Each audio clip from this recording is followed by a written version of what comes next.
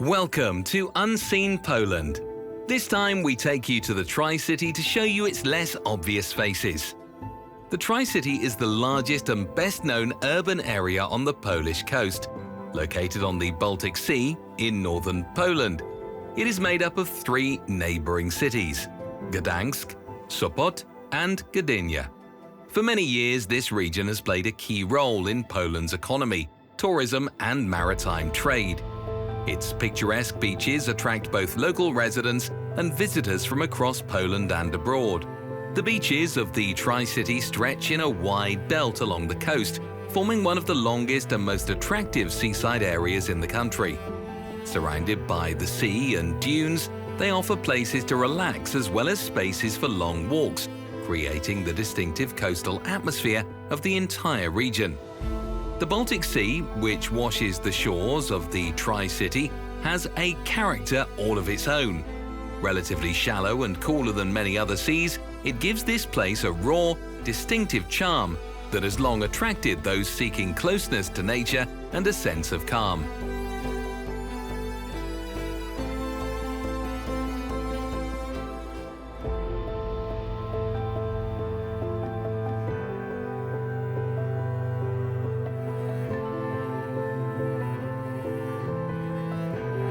We now move to Gdynia, where the coastline takes on a completely different, more rugged character. Along the shore, high cliffs stretch for miles. Formed as sea waves gradually eroded the morainic hills.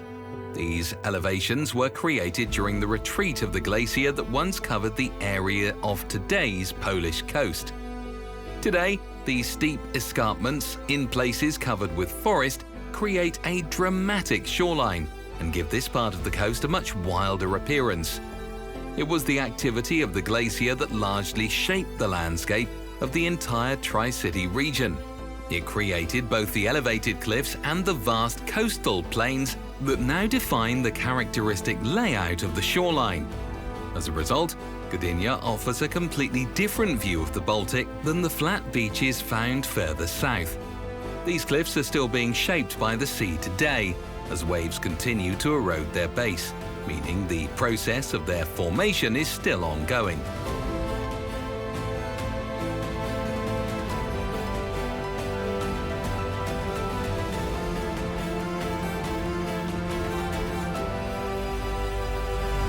In Orłowo, one of Gdynia's districts, there is a popular pier, approximately 400 meters long, extending deep into the waters of the Gulf of Gdańsk, and standing as one of the most distinctive attractions of this part of the coast.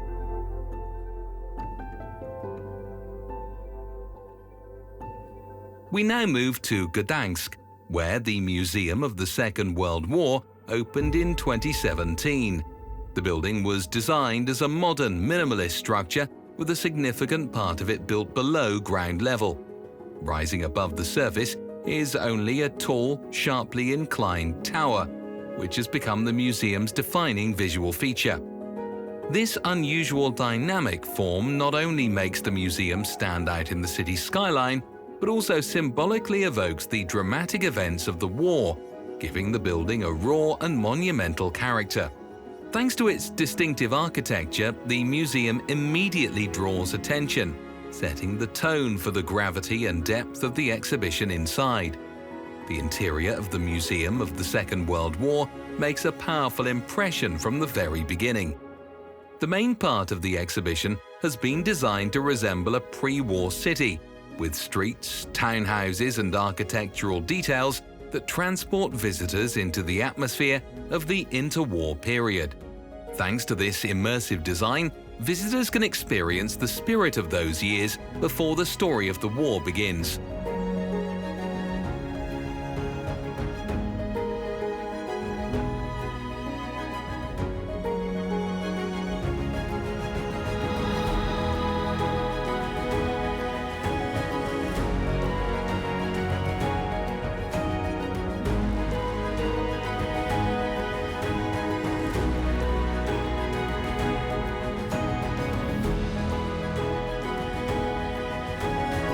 After a short walk through the museum's recreated streets, we move into the section dedicated to the realities of war.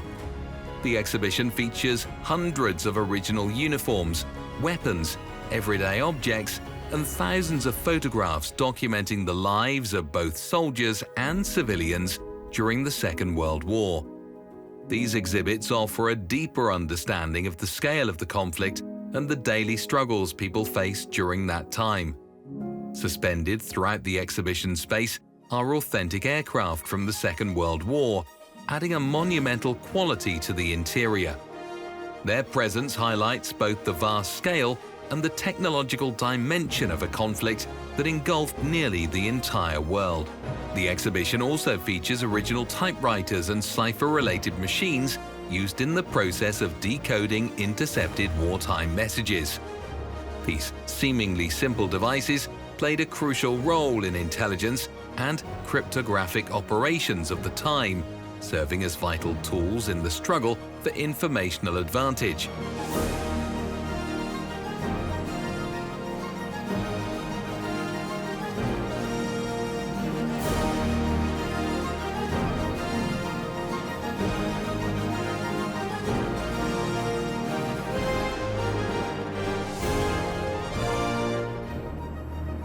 Particularly striking is the full-scale, one-to-one reconstruction that faithfully recreates the scene of a war-ravaged city. Among the destroyed buildings and rubble-strewn streets stands a tank, powerfully conveying the devastation and drama of that time. The hall housing this installation is deliberately darkened to intensify the atmosphere of war and emphasize its harsh, overwhelming nature. One of the most moving elements of the exhibition is the so-called Wall of Suitcases. It features hundreds of suitcases that once belonged to people who were displaced, deported, or sent to concentration camps. Each suitcase is marked with a name and a brief account of its owner's fate, symbolizing the individual tragedies of millions of people. Throughout the museum's walls and adjoining exhibition halls, visitors can also see numerous photographs of victims of the Second World War. These include images of both soldiers and civilians, people who were murdered, imprisoned, displaced, or forced to flee. These black and white portraits add a deeply personal and emotional dimension to the exhibition, reminding us that behind the vast numbers were real people and individual human stories.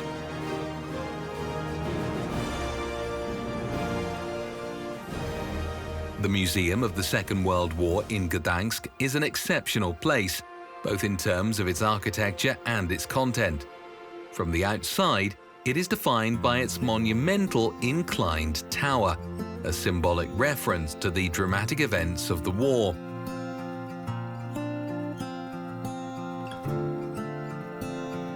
The Tricity is one of the most heavily forested large urban areas in Poland, with forests covering more than 40% of its total area.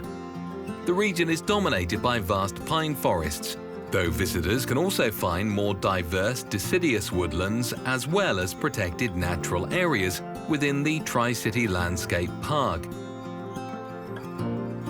Rising above Pachołek Hill in Gdańsk is a 40-meter-high steel observation tower.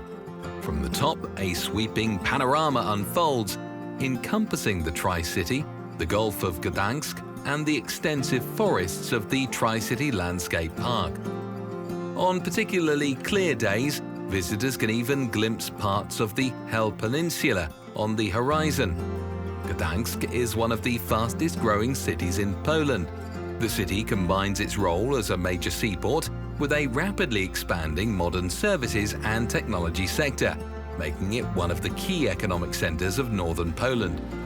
The skyline of Gdańsk begins with the modern Olivia Star Tower, the tallest building in the Tri-City, standing at 156 meters. Further along, the eye is drawn to Oliva Cathedral, whose construction began in the 12th century. It is the oldest church in Gdańsk and one of the city's most historically significant landmarks, serving as the cathedral of the Archdiocese of Gdańsk since 1992.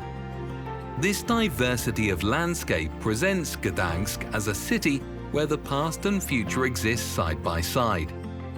Alongside historic landmarks such as Oliva Cathedral, modern skyscrapers rise into the skyline, creating a striking architectural contrast. This panorama perfectly reflects Gdańsk's dynamic development, as the city successfully combines its rich heritage with the identity of a modern urban centre.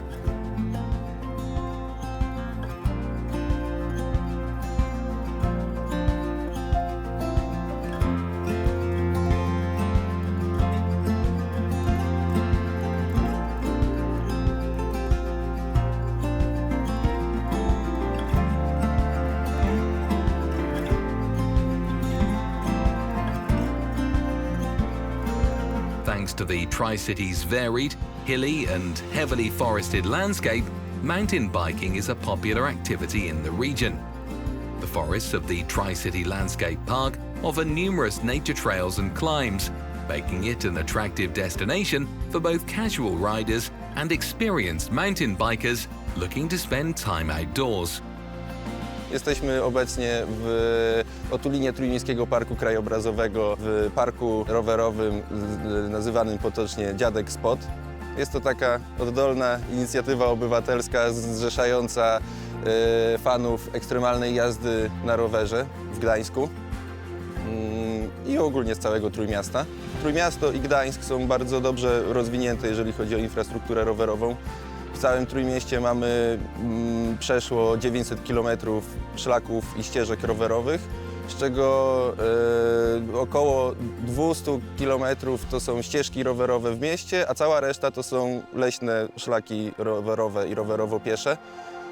Co jest właśnie zaskakującym faktem często dla ludzi, którzy tutaj przyjeżdżają z innych rejonów Polski, że ze względu na morenowe ukształtowanie, polodowcowe ukształtowanie terenu mamy tutaj bardzo dużo różnic wzniesień, co pozwala na uprawianie ekstremalnych odmian kolarstwa górskiego i mniej ekstremalnych również. Przez Trójmiasto przejeżdżają dwa ogólnonarodowe szlaki rowerowe. Jeden to jest szlak Eurovelo 10, szlak prowadzący przez całe wybrzeże Bałtyku z zachodu na wschód Polski. Drugi szlak rowerowy, który zaczyna się w Trójmieście, to Eurovelo 9, czyli tak zwana Velo Baltica i to jest trasa, która prowadzi z Trójmiasta, z nadmorza Bałtyckiego do Chorwacji nad Adriatyk. To, czego ludzie sobie często nie zdają sprawę, to że Gdańsk i Trójmiasto to zagłębie, lokalne zagłębie tras rowerowych MTB. Mamy parę takich inicjatyw zrzeszających fanów tej formy rekreacji. Na przykład jednym z takich większych przedsięwzięć jest tak zwane Bigfoot Works, czyli zalegalizowane ścieżki rowerowe w Trójmiejskim Parku Krajobrazowym. Za inicjatywą stoi Jacek Kaprzyński, prezes stowarzyszenia i główny kustosz z Bigfoot Works. Teraz znajdujemy się na drugim zalegalizowanym miejscu do jazdy o trochę innym profilu. Bigfoot Works to są bardziej naturalne, leśne ścieżki, a tutaj jesteśmy na Dziadek Spot i to są mniej naturalne skocznie rowerowe do uprawiania ekstremalnych odmian MTB. The green steel shipyard cranes are among Gdańsk's most recognizable symbols and have become a true postcard image of the city. The Gdańsk shipyard began operating in 1945 and for decades was one of the largest industrial complexes in Poland. In the 1980s, it became the settling for historic events that led to the rise of the Solidarity movement.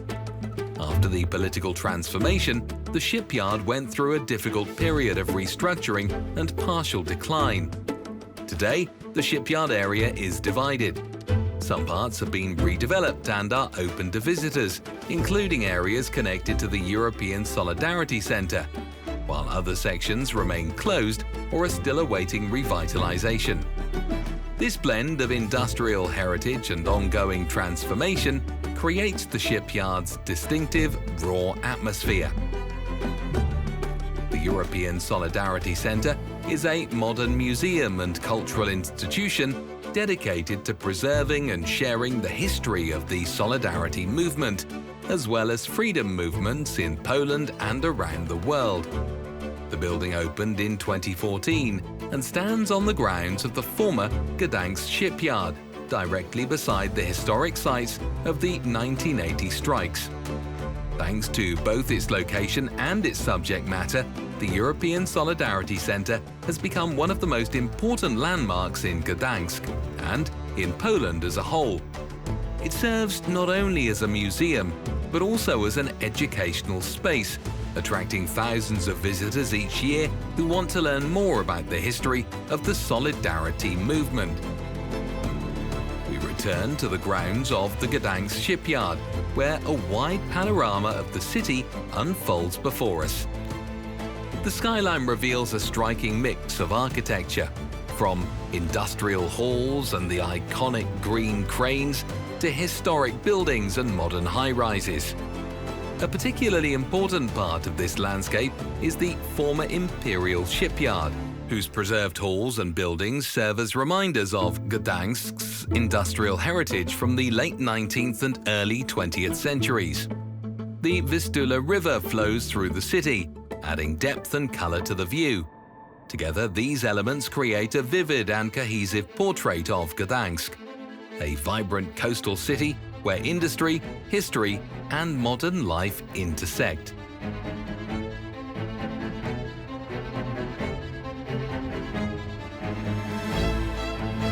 Gdańsk's Old Town is one of the most charming and vibrant places in the entire Tricity. Its narrow streets, colourful townhouses, and countless restaurants and cafes attract both visitors and locals alike. This is where you can truly feel the pulse of the city. Lively promenades, the sound of street musicians, and the aroma of local specialities drifting through the air. The Old Town blends its role as a major tourist destination with the everyday life of Gdańsk's residents, creating a place full of energy and character. One of the defining features of Gdańsk's historic centre is its red brick architecture, which has shaped the city's visual identity for centuries. Both historic buildings and newer developments within the old city often draw inspiration from this tradition, helping preserve Gdańsk's distinctive warm, brick-toned character. All of this unfolds along the Motława River, which adds even more charm to the setting and has been an essential part of Gdańsk's identity for centuries. The history of Gdańsk dates back to the Middle Ages, when the city quickly became one of the most important ports on the Baltic Sea. In the 14th century, Gdańsk joined the Hanseatic League, marking the beginning of its golden age. For centuries, it remained a major centre of trade, craftsmanship, and culture, attracting merchants and artists from across Europe. Its strategic location at the mouth of the Vistula River ensured that Gdańsk played a crucial economic role in the region for generations. The 20th century brought dramatic change. During the Second World War, much of the Old Town was destroyed, but after 1945, a meticulous reconstruction effort began. Thanks to the care taken during this restoration, visitors today can admire faithfully rebuilt townhouses and historic landmarks. After 1989, Gdańsk once again entered a period of rapid development, successfully combining its rich history with a modern identity. Today, Gdańsk's Old Town is a place where past and present meet at every turn. Historic walls and facades stand alongside newer developments, while the Motława River continues to serve as one of the city's defining arteries. It is a place that not only captivates with its beauty, but also tells the story of one of the Baltic's most important cities.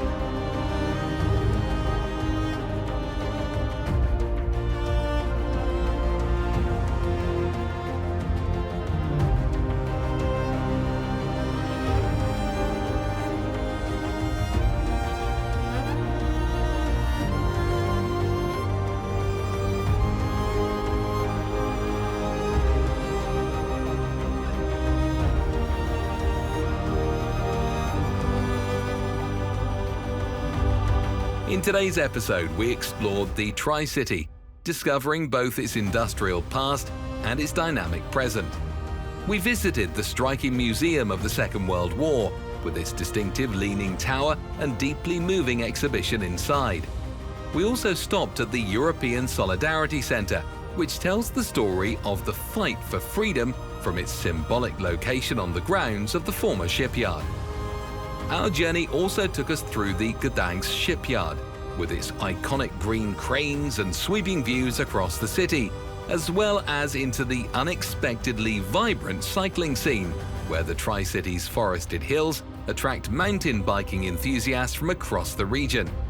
The Tri-City revealed its many faces, from places of historic memory to modern development and the active lifestyle of its residents. It is precisely these contrasts that make this region so compelling, continually surprising and inspiring those who visit. See you next time on Unseen Poland.